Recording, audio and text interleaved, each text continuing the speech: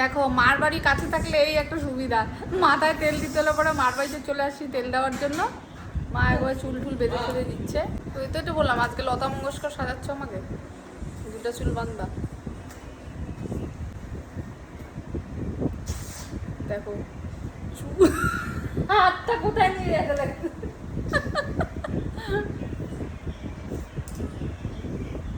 দেখো আমাকে তেল দিয়ে কত ছিপকু করে দিয়েছে আমার মমি, যা পুরো কৌটার তেল ঢেলে ফেলছে আমার মাথার মধ্যে। চুল বাঁধা ডান হয়ে গেছে আর মাকে দেখো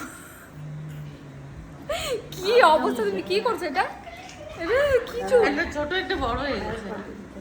হ্যাঁ মাম্মা, মমি দেখো আমাকে চুল বেঁধে দিয়েছে মমি। এগুলো যখন ছোট ছিলাম স্কুল লাইফে তখন বাঁধতাম।